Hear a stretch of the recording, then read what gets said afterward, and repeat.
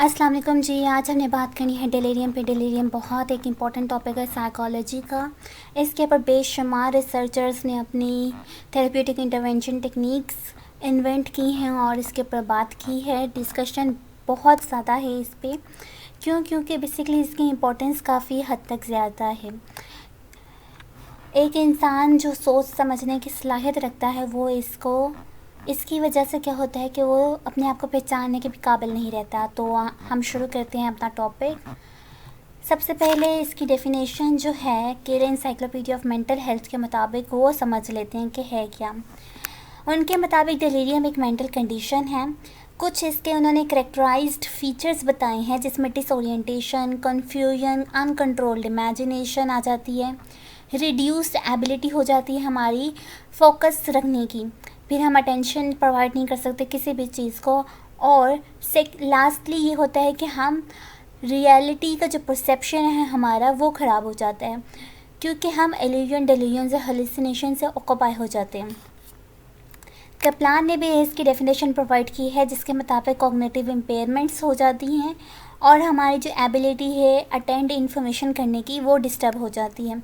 DSM-5 के मुताबिक ये है कि कैरेक्टराइजेशन होती है ऑफ डिस्टर्ब्ड कॉन्शियसनेस की, और फर्दर हमारे जो कॉग्निशंस हैं उसमें चेंज आ जाता है और ये शॉर्ट पीरियड ऑफ टाइम में डेवलप हो जाती है। आगे हम ये देखते हैं कि सिंड्रोम है, सिंगल एक डिजीज़ नहीं है, इसके मल्टीपल कॉजेज़ होते हैं जो कि रिज़ल्ट जिनका एक सेम ही पैटर्न्स जो हैं, सिमिलर पैटर्न्स ऑफ साइंस का शो होता है, जो कि हमारे कॉन्शियसनेस और कॉग्निटिव जो है लेवल है वो डिस्टर्ब जिसमें हो जाता है, जिसके रिज़ल्ट में इसके लिए एक बहुत कॉमनली फ्रेज़ यूज़ किया जाता है जिसको क्लाउडिंग ऑफ कॉन्शियसनेस के नाम से जाना जाता है, जिसका मतलब ये है कि रिड्यूस हमारी अवेयरनेस हो जाती है रिगार्डिंग सराउंडिंग्स। ठीक है जी। डिलीरियम हालांकि एक एक्टिव चीज़ है। डिलीरियस पर्सन जो होता है वो जानता है कि उसके इर्द गिर्द हो क्या रहा है, और फिर हाँ अलबत्ता ये हो सकता है कि जो उसकी डिसोरिएंटेशन है टाइम, प्लेस, पर्सन और सिचुएशन के रिगार्डिंग हो सकती है। अगर हम डिलीरियम को ट्रीट ना करें तो उसकी प्रोग्रेसिव डिसोरिएंटेशन हो सकती है। शुरू में डिसोरिएंटेशन जो है टाइम से होती है, फिर फर्दर ये लीड कर जाती है प्लेस की तरफ। लाइक पर्सन को पता नहीं चलता कि वो किस जगह पे है या कौन सी जगह है वो। फिर अगर आगे ये लीड कर जाए डिलीरियम, तो होता क्या है कि जो पेशेंट है वो starts becoming unfamiliar with his loved ones. Like वो अपने जो लव्ड वंस हैं उनको पहचान नहीं पाता, अपने फैमिली मेम्बर्स को नहीं पहचान पाता। फिर ये एक्सट्रीम स्टेज ये आ जाती है कि वो अपनी जो रीज़न ऑफ हॉस्पिटलाइजेशन है उससे फेमिलियर नहीं होता। उसे लगता है कि जो उसके फैमिली मेम्बर्स हैं, जो उसके लव्ड वंस हैं, क्लोज वंस हैं, उन्होंने किसी बदले की वजह से उसको जो है हॉस्पिटलाइज करवाया है।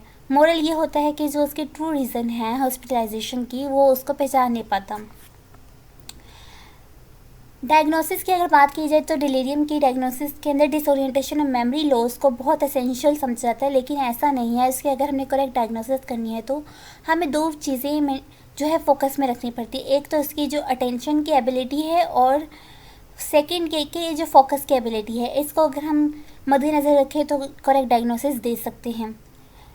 एंड अगर हम जो है ट्रीटमेंट इसकी प्रोवाइड ना करें डिलीरियम की, तो हो सकता है कि जो इसका इंक्रीज लेवल तक पहुंच जाए प्रॉब्लम, लाइक लेथार्जी हो जाए, स्टेपर और कोमा भी पर्सन फेस कर सकता है। डिलीरियस पर्सन मोस्टली क्या होता है, एगिटेटेड स्टेट में होता है। उसकी जो स्लीप वेक साइकिल होती है वो डिस्टर्ब हो जाती है। उसके जो रात को मोस्टली वो क्या करता है, जागता है और सुबह के टाइम वो सोता है। डिलीरियस पेशेंट्स हेलुसिनेशन भी एक्सपीरियंस करते हैं तीन तरह के, जो कि विजुअल हेलुसिनेशंस होती हैं, ऑडिटरी हेलुसिनेशंस होती हैं, टेक्टाइल हेलुसिनेशंस होती हैं।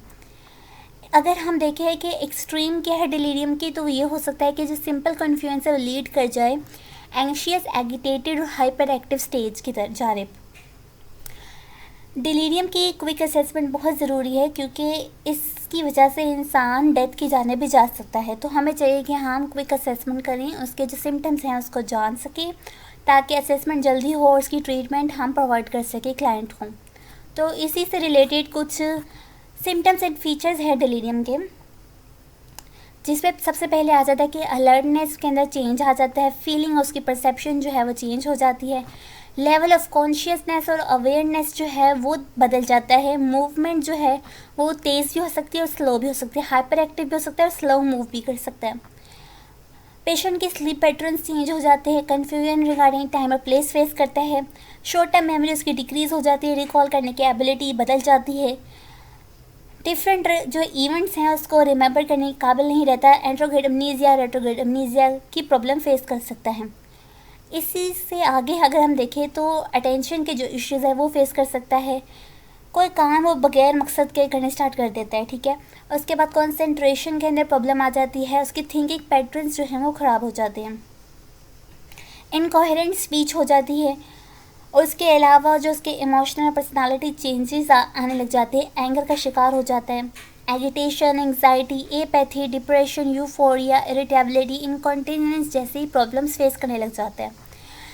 यही कुछ सिम्टम्स है जिसको हम असेस कर सकते हैं और बेहतर तौर पे आगे फर्दर थेरेप्यूटिक ट्रीटमेंट उसके साथ कर सकते हैं। आज की वीडियो में हमने इतना ही जानना था, जिसके अंदर हमने देखा कि उसकी डिफरेंट जो डेफिनेशंस हैं वो क्या हैं डिलीरियम के, और उसको हम किस तरह से बेहतर तौर पे असेस कर सकते हैं। नेक्स्ट वीडियो में हम देखेंगे कि इसके एपिडेमोलॉजिकल फैक्टर्स क्या हैं और DSM-5 का बेसिक क्राइटेरिया क्या है डिलीरियम के लिए, ठीक है जी। तो अगर आपको ये वीडियो पसंद आई है तो लाइक कीजिए, शेयर कीजिए और सब्सक्राइब कीजिए मेरे चैनल को। थैंक यू सो मच, मिलते हैं जल्द ही नेक्स्ट वीडियो में।